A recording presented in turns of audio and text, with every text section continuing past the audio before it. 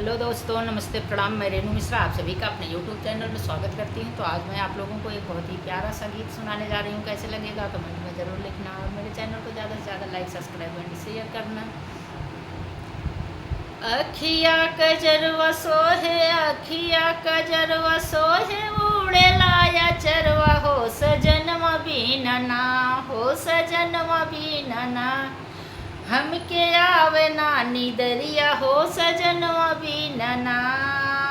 अखिया कजरवा सोहे, उड़े लाया चरवा, अखिया कजरवा सोहे, उड़े लाया चरवा हो सजनवा बीनना, हो सजनवा बीनना।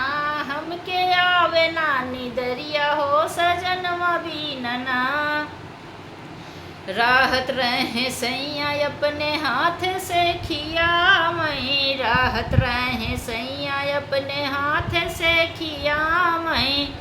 तनी कौजर रूठी हमके झट से मना मई, तनी कौजर रूठी हमके झट से मना मई, झट से मना मई हो, झट से मना मई। हो सजनवा बीनना, हे बलमुआ बीनना। हमके आवे नानी दरिया हो सजनवा बीनना। नीक नाही लागे सखी माथे कटी कुलिया, नीक नाही लागे सखी नाक के नथुनिया, नाक के नथुनिया हो, नाक के नथुनिया। सजनवा बीनना, हो सजनवा बीनना।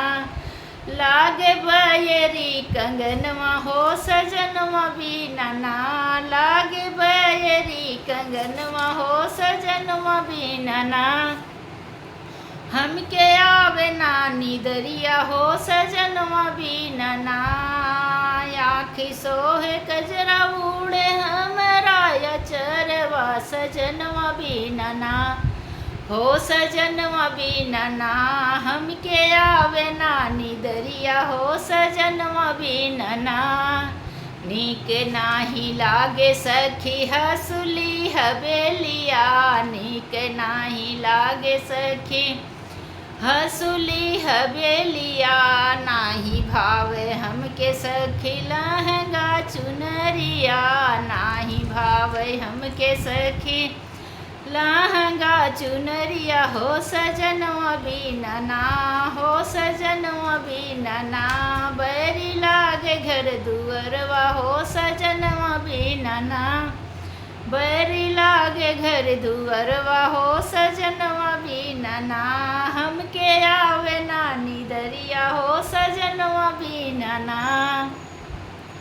नाही भावे हमके सखी चूड़िया कंगनवा, नाही भावे हमके सखी चूड़िया कंगनवा, चूड़िया कंगनवा। कमर कर धनिया, चूड़िया कंगनवा, कमर कर धनिया, कमर कर धनिया, कमर कर धनिया। हो सजनवा बीनना, हो सजनवा बीनना।